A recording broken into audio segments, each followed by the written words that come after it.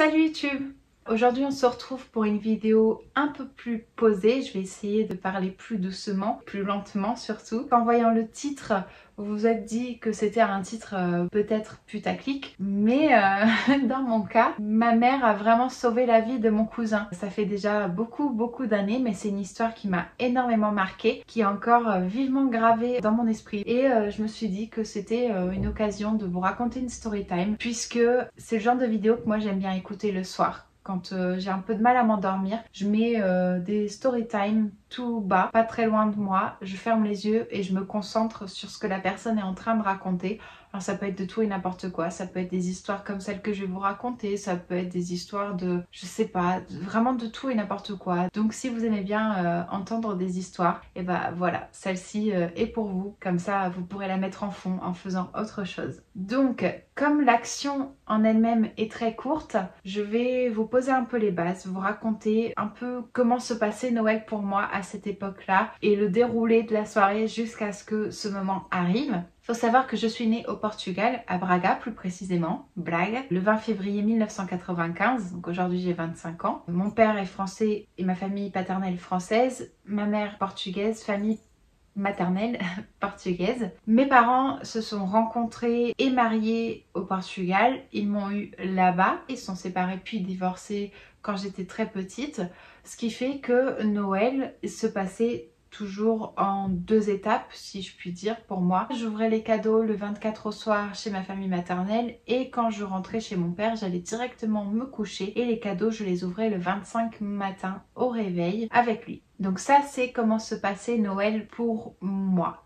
personnellement. Maintenant, comment se passait Noël pour ma famille maternelle et moi, c'est-à-dire où on le fêtait, comment se déroulait la soirée, tout ça. On le fêtait quasiment à chaque fois chez mon oncle, son épouse et mon cousin, qui donc est celui qui a eu la vie sauve. On fêtait toujours Noël chez eux. On arrivait vers 20 h, mais on mangeait jamais avant 21 h, 21 h 30. Et encore quand c'était pas plus tard. Au niveau des enfants, il y avait toujours ce cousin et moi. Un Noël sur deux, si je dis pas de bêtises, mon cousin le plus âgé, puisque ses parents à lui aussi étaient séparés, mais lui il faisait autrement, il faisait vraiment un Noël sur deux il me semble. Après, souvent il y avait des cousines du côté de la maman de mon cousin qui venaient aussi, mais en général elles restaient pas toute la soirée. Donc on va dire que les enfants qui étaient là vraiment tous les ans, c'était mon cousin et moi, et après ça variait selon les années. Et au niveau des adultes, on avait ses parents, ma maman, ma tante, mon oncle qui donc est séparé de son épouse et dont le fils venait une fois sur deux, et mon autre oncle avec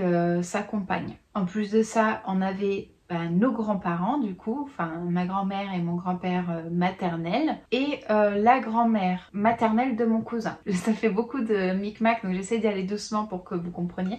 Après c'est pas hyper important, mais comme ça on pose vraiment les bases. Les repas, on les commençait toujours très tard, pas avant 21 h 30 et encore quand c'était pas plus tard. Repas à la portugaise, on a le plat de viande, ensuite on a le plat de poisson, morue, soit de la pieuvre aussi, ça c'est le truc qui me manque tous les Noëls quand je le passe pas au Portugal. Tous les Noëls ça me manque trop. C'est un régal, moi j'adore la cuisine portugaise, vraiment c'est le truc qui me manque trop en France. Voilà, on avait des bons repas. Il y avait toujours des petits trucs à manger, à grignoter à gauche à droite, des petits biscuits, des petits chocolats.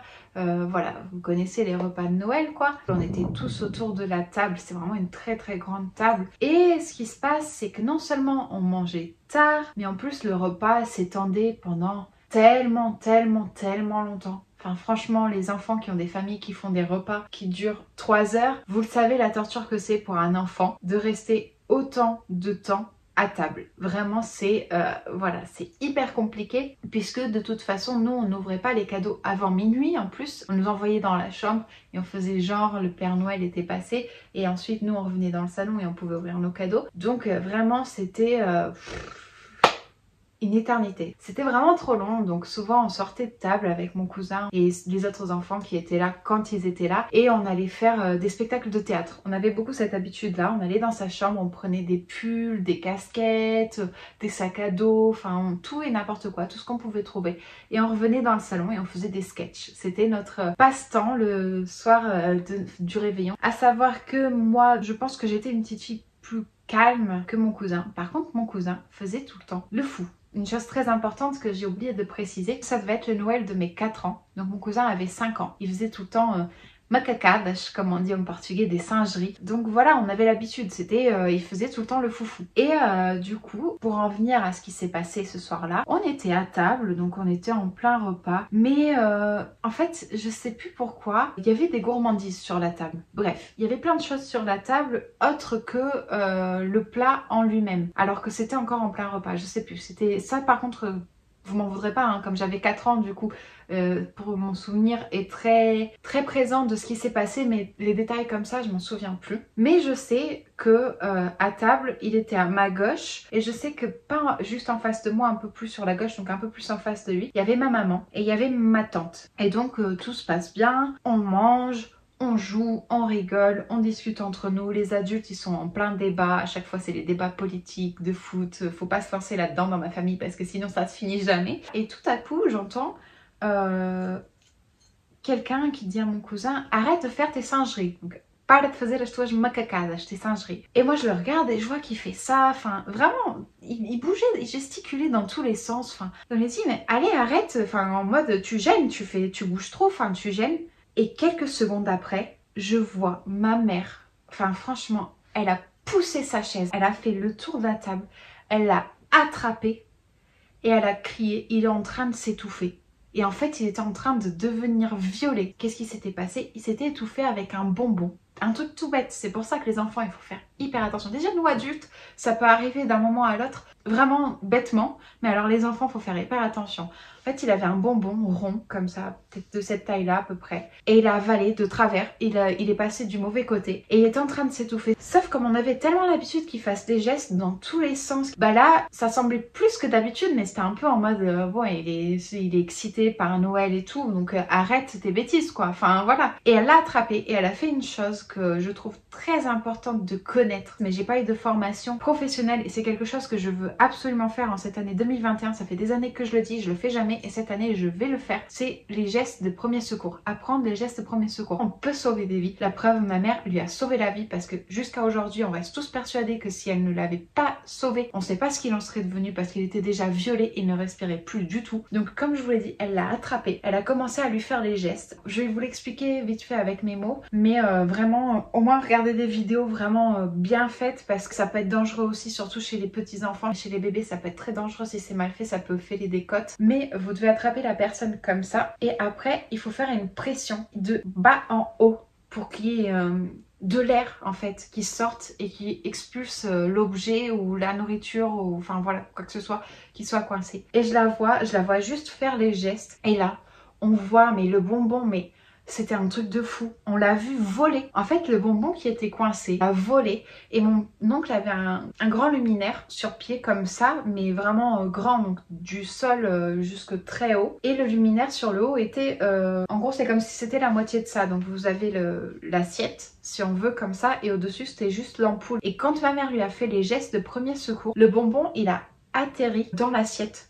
Et vraiment, on a pu le récupérer, le bonbon, on a vu ce que c'était, qui était en train de lui bloquer la respiration, mais totalement. Et on a failli ne pas le voir, ne pas le comprendre. C'est un truc de fou. On a cru qu'il faisait le foufou, comme un enfant de 5 ans. En quelques secondes, peut-être une minute, il était en train de s'étouffer, et en 5 secondes, ma mère lui a sauvé la vie. C'est pour ça, c'est vraiment hyper important de connaître ces gestes de premier secours. Il faut que ce soit bien fait pour expulser beaucoup d'air. La preuve, c'est que ça l'a fait voler. Et voilà, c'est l'histoire de comment ma maman a sauvé mon cousin. Le réveillon de Noël, ça devait être en 1999, dans ces eaux-là. Et pour la petite anecdote, le plus fou dans cette histoire, c'est que en fait ma mère avait appris les gestes peut-être grand maximum 2 mois avant. Je m'en remettrai jamais de cette histoire, je crois. J'espère que cette vidéo vous aura plu. Si c'est le cas, n'oubliez surtout pas de me laisser le petit j'aime pour me le faire savoir. Je raconte pas souvent des story time parce que j'estime que j'ai pas des choses passionnantes à raconter dans ma vie, mais là pour le coup je trouvais ça pertinent puisque ça s'est passé un réveillon de Noël et qu'on vient de passer Noël. N'oubliez pas de vous abonner à la chaîne, surtout c'est très important si vous aimez bien ce que je fais. Moi ça me motive à filmer des vidéos, de voir que vous êtes là, que vous aimez ce que je fais, que vous regardez mes vidéos. Et puis racontez-moi dans les commentaires si vous avez des petites anecdotes de Noël, tiens. Pas forcément des choses de sauver la vie ou quoi, mais juste des petites anecdotes de Noël que je puisse vous lire en commentaire. Sur ce, je vous fais d'énormes bisous et je vous dis à très bientôt. Bye bye!